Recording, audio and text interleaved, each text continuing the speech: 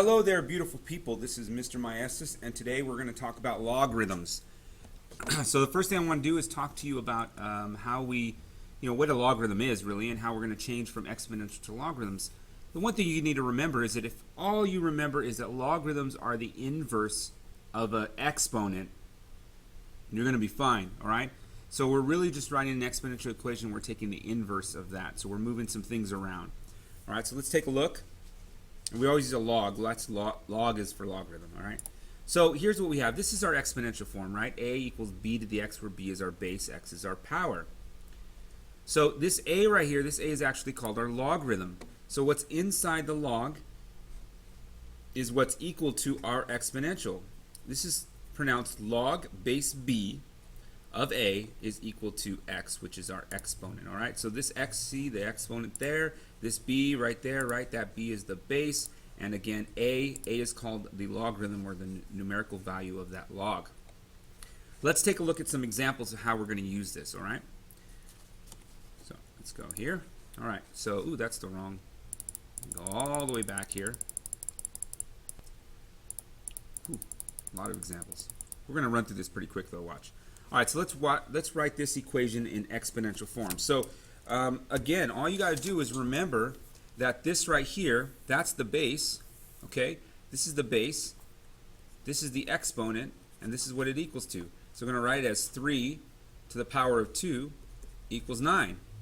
3 squared equals 9. That's it. That's all you do, guys. All right, take a look at, try this one.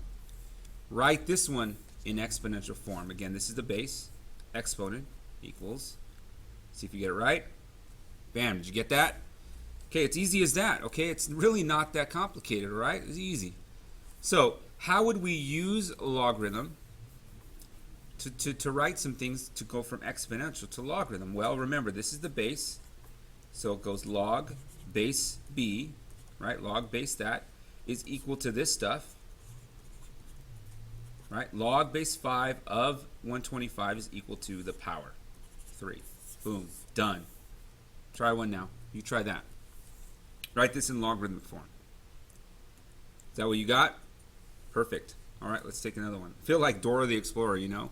Will you help me fix this thing? And then I'll pause for you. All right, what if we want to solve log equations, all right? So what we're going to do is we're going to use a property, and the property says that if we have, this is just like the exponent property, right? We went over this in the last video. If we had a to the x and a to the y, right? Then since the bases are the same, we can make the powers equal to 1. That's the equality property, right? Same thing here. If the logs are the same, then we can make the inside of the logs equal. Again, it's if you know the exponent stuff, you're going to know the logarithm stuff, right? Or we might want to change it in logarithm to exponential form or whatever. Now here's the thing, guys. This base, it needs to be greater than 0, right? It needs to be a positive number, because if it's not, then it's not going to work. The other thing is that it can't be 1, right? The other thing that must happen too is that this value a here needs to also be bigger than 0.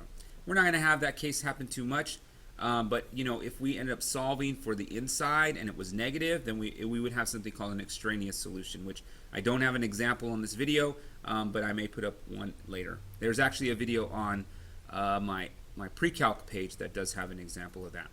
All right, so let's take a look. The steps are: rewrite it in either exponential or logarithm form, solve the equation, look for extraneous solutions. Again, remember, if you have a base or anything that's negative, then it doesn't work, and then state your answer. So let's evaluate these things, okay? So what you could do here is you can make this equal to x, all right? So we're going to take the base, which is 3, make it equal to x, and then make it, the base 3 with the power, and then we're going to make it equal to the inside, okay? Because we're changing it into exponential form. Now, look, guys, we did this yesterday. If you're in my class, we did this the other day. All we're doing now is we're putting this into the same base form, right? So this is 3 raised to the 5th power, and now, so what's x equal to? X is equal to 5. That's it, guys. All you're doing is looking for what power will give you 3 to the what power equals the inside. All right? Try this one.